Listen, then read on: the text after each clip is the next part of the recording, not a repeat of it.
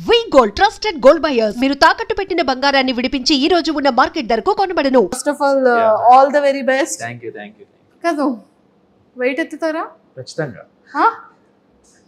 ఖచ్చితంగా నేను లుక్ ఇవ్వలేదు ఆన్ ఫేస్ ఉన్నారు కదా, ఇంక లుక్ కళ్ళలో చూడాలి, మీరు నా కళ్ళలో తెలుస్తుంది. కళ్ళల్లో చూస్తే తెలుస్తుందా? ఖచ్చితంగా నిజంగా ఒక్కటి మాత్రం ఎట్ ఓపెన్ చేసినా కూడా అదే కనబడుతుంది. థ్యాంక్ యూ పాపం ఆవిడ వెయిట్ ఎత్తగలరా అని అడిగితే శ్రీముఖి గారిని ఎత్తుతారా అన్నట్టు చూసారు. అంటే ఆవిడ అలాగే చూసారు, మొయ్యగలరా అన్నట్టు. అంటే మేబీ మొయ్యమంటారేమో, టాస్క్ ఇస్తారేమో అనుకో నేను అదే ఎక్స్పెక్ట్ చేశాను. సో సరే, ఇప్పుడు మనం అయిన తర్వాత నేను ఆల్మోస్ట్ దాదాపుగా 8 లో ఉన్నాను అనమాట. 79 to 80. ఇప్పుడు అన్ని కేజెస్. ఇప్పుడు నన్ను వెయిట్ లిఫ్ట్ చేయాలి. డెఫినెట్లీ చేసేద్దాం. నో ప్రాబ్లం, దానికే చేసేద్దాం. ఏమైనా ఒక డ్రమ్ అనుకుంటున్నారా ఇలా పట్టుకొని వెళ్ళిపోవడానికి? లిఫ్ట్ చేసేస్తా. అమ్మాయిలు సున్నితంగా హ్యాండిల్ చేయాలి మేడం, సున్నితంగా ఎలా చేస్తున్నారు. ఇదేదో టాస్క్ నిజంగానే మనం వింటాము. సో మరి ఎలా లిఫ్ట్ చేస్తారో చూద్దాం. సో ఆ ఫేస్ లో ఎక్స్ప్రెషన్ ని క్యాప్చర్ చేయాలి నన్ను లిఫ్ట్ చేసేటప్పుడు. చూద్దాం, ట్రై చేద్దాం. ట్రై అంటున్నారేంటి? చేసేస్తారు అన్నారు కదా. చేసేద్దాం. మీకు తెలుస్తుంది కదా నా ఎక్స్ప్రెషన్, అది ట్రై చేద్దాం. చేసేద్దామా? చేస్తాను. నేను చేస్తాను. నన్ను మీరు మొయ్యరద్దులే, నేనే మోస్తాను. అదే చూస్తాను మరి. డెఫినెట్ గా. సూపర్. సో ఇండస్ట్రీ యాక్టింగ్ అంటే ఇష్టం? చిన్నప్పటి నుండి చాలా ఎప్పటి నుంచి చిన్నప్పుడు ఎప్పుడు టీవీస్ చూసినా, ఏం చూసినా, పోస్టర్ చూసినా అవ్వాలి అంటే ఎప్పుడు నాకు mind minimum maturity age, minimum సినిమాలు చూసే ఏజ్ అంటే స్టాలిన్ సినిమా అన్నమాట, చిరంజీవి గారిది. ఆ స్టాలిన్ సినిమాలో పరారే టైటిల్ సాంగ్ ఉంటుంది. ఆ సాంగ్ స్టెప్ వేస్తూ తర్వాత ప్రభాస్ గారు ఏకనిర్జన స్టెప్ వేస్తూ అలా ప్రతిదానికి టైటిల్ సాంగ్స్ అనేది ఈ పెట్టుకొని నేను అలా ఇన్స్పైర్ అయిపోతుండేవాడిని అనమాట. పోస్టర్స్ చూసి ఇలా మనకు 100 days ఫంక్షన్ ఎప్పుడు అవుతుంటుంది, మొన్న అల్లర్జున్ గారు నేషనల్ అవార్డు వస్తుంది, ఇలా మనకి ఎప్పుడు వస్తుంది, ఇలా త్రిపుల్ రామ్ చరణ్ గారిని చూసి ఎవరిని చూసినా, ఎన్టీఆర్ గారిని చూసినా, ఎవరిని చూసినా ఇలాంటి ఛాన్స్ మనకి ఎప్పుడు వస్తుంది, మనకి ఎప్పుడు అవకాశం వస్తుంది అని చాలా అనుకునేటండి. జాబ్ వచ్చేసింది మరి ఇంకేం చేస్తా. స్టేజ్ మీద అతను పొరపాటున జాబ్ వచ్చేసిందంట. ఓకే, పొరపాటున అంటే ఓకే, నేను దానికి డెడికేషన్ గా ఒక 6 months సినిమా థియేటర్లు వాటికి వెళ్ళకుండా ఓకే డాడీ పంపించాడు కదా, ఓకే వీళ్ళు నా కోసం ఎంత కష్టపడ్డారు, నా ఫ్యామిలీ నాకు చిన్నప్పటి నుంచి ఓకే ఫైనాన్షియల్గా చాలా వీక్, మేము డాడీ చాలా ఫేస్ చేశారు, చాలా ఎదురు దెబ్బలు చాలా తగిలే, నాకు ఎంత చేసినా నాకు ఎక్కడ ఏవి తక్కువ చేయకుండా నాకు బెస్ట్ ఎడ్యుకేషన్ ఇప్పించాడు. సో అతని కోసం నన్ను ప్రూవ్ చేసుకోవాలి, అతని కొడుకుగా నేనేం చేయగలను, తనకి ఈ మాత్రం హ్యాపీనెస్ నేను ఇవ్వాలి అని చెప్పి టఫ్గా నా ఇష్టాన్ని కూడా నేను పక్కన పెట్టి అతని కోసం నా డ్రీమ్ని, నా ప్యాషన్ని అన్ని పక్కన పెట్టి కష్టపడ్డాను. నాన్న కోసం డెఫినెట్గా నేను కష్టపడితే ఒక నేను ఇదే ఫిక్స్డ్ ఫీల్డ్ అనుకోలే, I want make him proud to serve India అని చెప్పేసి నేను వెళ్ళి ఒక ఛాన్స్ వచ్చింది, ఎగ్జామ్ రాశాను. ఆల్రెడీ ఫిజికల్గా మెంటల్గా అన్ని ఫిట్. నేను చిన్నప్పటి నుంచి 9th class నుండి నేను రన్నింగ్స్ కానీ స్పోర్ట్స్ కానీ అన్ని చేస్తుంటాను. సో ఆ ఫిజికల్ ఫిట్నెస్ అలా ఉపయోగపడింది. అండ్ నేను స్పెషల్గా కోచింగ్ కూడా తీసుకున్నటువంటి గ్రౌండ్కి కానీ ఈ ఎగ్జామ్స్ కానీ దేనికైనా సరే నేను దీనికోసం కూడా కష్టపడ్డాను. కానీ ఎంత కష్టపడినా నాకు మినిమం ఆ హార్ట్లో ఎక్కడో గిల్ట్ ఉంటుంది కదా, ఓకే నాకు నచ్చింది నేను ఇంకా చేయట్లేదు కదా, ఇది ఓకే లక్, అందరికీ ఛాన్స్ రాదు కదండి. చాలా మంది చాలా కష్టపడతారు కదా సర్వీస్లోకి వెళ్ళడానికి, ఇండియన్ ఆర్మీలోకి వెళ్ళడానికి. సో అందరికీ ఛాన్స్ రాదు. నాకు వచ్చిందని వినియోగించుకుంది, ఓకే వచ్చిందని ఎందుకు వదిలేసుకోవడం, ఈ అదృష్టాన్ని ఎందుకు వదిలేసుకోవడం. నేను వెళ్ళాను, 3 years సర్వీస్ చేద్దాం అంటే నేను యాక్చువల్గా నాకు ఎంతైతే ఉందో అంతవరకు సర్వీస్ చేద్దామనే ఫిక్స్ అయ్యి వెళ్ళా. నేను మధ్యలో వచ్చేద్దామని ఏం రాలే.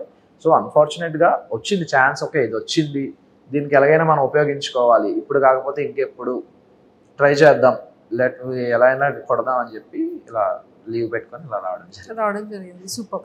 ఫస్ట్ ఫ్యామిలీ బ్యాక్గ్రౌండ్ ఏంటి? నాన్నగారు ఏం చేస్తుంటారు? డాడీ ఒకటి చేయలేదండి బాబోయ్, అతను ఆల్రౌండర్ అతను.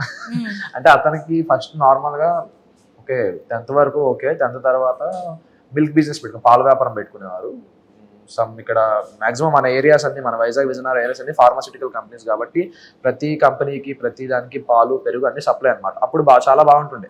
తర్వాత కొంతమంది బ్యాక్ స్టాపింగ్ చేయడం వల్ల డాడీకి చాలా మంది వెన్నుపోటు పొడిచి, అప్పుడు డాడీ కూడా చిన్నప్పుడే పెళ్ళి అయిపోయింది అనమాట. సో వాళ్ళకి అందరిని నమ్మేసేవారు ఈజీగా, ఎవరు ఏం చెప్తే అది నమ్మేసి వాళ్ళకి డబ్బులు ఇచ్చేసి సో మొత్తం చాలా జీరోకి వచ్చేసాం, బాగా డౌన్ అయిపోయింది మొత్తం ఫ్యామిలీ పొజిషన్. చాలా మంది డౌన్ అయిపోతే అప్పుడు మా తాతయ్య, మా నాన్నమ్మ, మా చిన్న తాతయ్య, మా చిన్నాన్నమ్మ వీళ్ళందరూ సపోర్ట్ ఇచ్చి, మా ఫ్యామిలీ మొత్తం అందరూ సపోర్ట్ ఇచ్చారు, ఇలా కాదు ఇది అని చెప్పి అంత డౌన్ దిగిపోయిన తర్వాత కూడా ఈ బౌన్స్ బ్యాక్ అన్నమాట. తర్వాత ఓన్లీ నా మీద ఆశలు పెట్టుకొని మొత్తం ఫ్యామిలీ మొత్తం నా గురించి డాడీ చాలా కష్టపడి చాలా చేసిన తర్వాత ఈ ఫీల్డ్ తర్వాత ఆటో వచ్చారు. ఆటో తర్వాత వ్యాన్ నడిపేవారు, తర్వాత క్యాబ్ చేసేవారు. ఇప్పుడు క్యాబ్ మొత్తం నాకు జాబ్ వచ్చిన తర్వాత క్యాబ్ కూడా అమ్మేసి ఇప్పుడు ఒక 2 షాప్స్ పెట్టుకున్నారు ఊర్లో. 2 షాప్స్ పెట్టుకొని ఇప్పుడు కొంచెం పీస్ఫుల్ ఉన్నారు. Yeah mummy house wife, home maker. Brother and sisters? Brother ఉన్నాడండి, తను కూడా ఓకే పాలిటెక్నిక్ చేశాడు. పాలిటెక్నిక్ తర్వాత ఇప్పుడు డాడీకి హెల్ప్ఫుల్, ఇప్పుడు డాడీకి కూడా వయసు అవుతుంది కదా, సో డాడీకి సపోర్ట్ గా ఒక షాప్ దగ్గర మెయింటెనెన్స్ చేస్తుంటారు. 2 షాపులు ఉన్నాయి కాబట్టి. సో పుట్టి పెరిగింది చదువుకోవడం అంతా విజయనగరం? నేను పుట్టింది శ్రీకాకుళం డిస్ట్రిక్ట్ పైడి భీమవరంలో పుట్టాను. పెరిగింది ఇక్కడ ఆనందపురంలో పెరిగాను, వైజాగ్ దగ్గర. హాస్టల్లో చదువుకుంది కాకినాడ అనమాట. అమ్మయ్య, ఇంకేమన్నా లిస్ట్ చెప్తారేమో. తర్వాత ఇంటర్ డిగ్రీ నా విజయనగరం, తర్వాత మళ్ళీ కోచింగ్ కాకినాడ, మళ్ళీ training Bihar, posting Kashmir. So మొత్తానికి కాశ్మీర్. అమ్మో, గన్స్ అన్ని చాలా సేఫ్ అండ్ సెక్యూరే కదా? కాశ్మీర్ అంటే సుస్సు వచ్చేస్తుంది. మరేం చేయలేదు, తప్పదు మరి. సరే, డాడీకి ఆర్మీ అంటే ఇష్టమా? He want to be proud, నన్ను ప్రౌడ్ గా చూడాలనుకునేవారు. ఒక దేశానికి సేవ చేస్తే, నా కొడుకు దేశానికి సేవ చేస్తే చూడాలంటున్నారు. హీ వాంట్ టు బి ఒక మంచి ఒక సర్క్యులర్ ఇన్స్పెక్టర్ అయినా, ఒక ఇన్స్పెక్టర్ రేంజ్ లో చూడాలనుకునేవారు నన్ను. అతను ఎప్పుడు తనకి పోలీస్ అంటే ప్యాషన్, డాడీకి పోలీస్ అంటే చాలా ఇష్టం. ఆ ఇష్టంతో డాడీ కోరికను నెరవేర్చడం కోసం ఈ ఫీల్డ్ లో అప్పుడు ఉంటుండే. చిన్నప్పుడు హీరో ఫీలింగ్ ఉంటుంది కదా, మనం కూడా అది కూడా సినిమాల ద్వారానే. పోలీసు ఓకే, సినిమా చూస్తే పోలీస్ ఎంత పవర్ ఉంటుంది, అది కూడా సినిమాల ద్వారా వచ్చినవి. సోల్జర్ సినిమాలు కానీ, ఇవి సినిమాలు కానీ, ఇవన్నీ చూసి అది కూడా సినిమాల ద్వారా వచ్చిన ఇన్స్పిరేషనే. ఓకే, అప్పుడు నా పేరు సూర్య, ఆయిల్ ఇండియా రిలీజ్ అయినప్పుడు మాత్రం ఆ లూప్ లో, ఆ సోల్జర్ సాంగ్ అలా లూప్ లో పెట్టుకుంటూ వినేటండి అనమాట ట్రాన్స్ లో. So super. సో ఆర్మీలో మీది ఏంటి కేటగిరీ? కానిస్టేబుల్ అండి, సోల్జర్. ఇప్పటి వరకు అయితే లేదు, ప్రాక్టీస్ ట్రైనింగ్ లో ఉంటుంది. కరెక్ట్ గానే మరి బుల్లెట్ ప్రాపర్ గా వెళ్తుంది. దానికోసం మాకు స్పెషల్ గా ట్రైనింగ్ కూడా ఉంటుంది. కరెక్ట్ గా వెళ్ళడానికి అసలు ఏం చేయాలి అనేది కూడా ట్రైనింగ్ ఉంటుంది. ఇప్పుడు డైలాగ్ చెప్పాలి. ఎప్పుడు వచ్చాం కదన్నా, బుల్లెట్ దిగిందా? అది రెడీ. ఇప్పుడు డైలాగ్ చెప్తున్నారు చూడండి, రెడీ. ఎప్పుడు వచ్చాం అనేది కాదండి, బుల్లెట్ దిగిందా లేదా, అది మన పాయింట్ అసలు.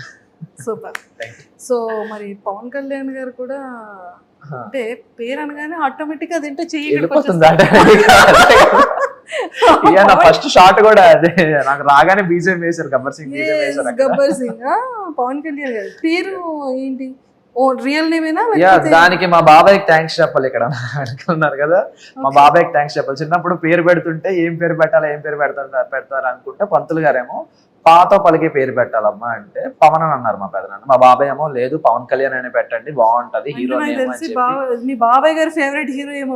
డెఫినెట్ గా మా బాబాయ్ die hard fan power star గారికి. అన్న కొడుకుని కూడా అలాగే చూడాలనుకున్నారు, మరి అదే దారిలోకి వచ్చేస్తున్నాడు మరి కదా. సూపర్. సో మొత్తానికి అయితే ఇది చాలా బాగుంది. సో మీరు ఆర్మీకి వెళ్ళి ఎన్ని ఇయర్స్ అవుతుంది? నేను 23లో వెళ్ళాను. 24 ఈ లాస్ట్ ఇయర్, ఇప్పుడు 24 నవంబర్లో కాశ్మీర్ వెళ్ళాను. ఇంకా కాశ్మీర్లోనే చేస్తున్నాను. 25 ఇప్పుడు.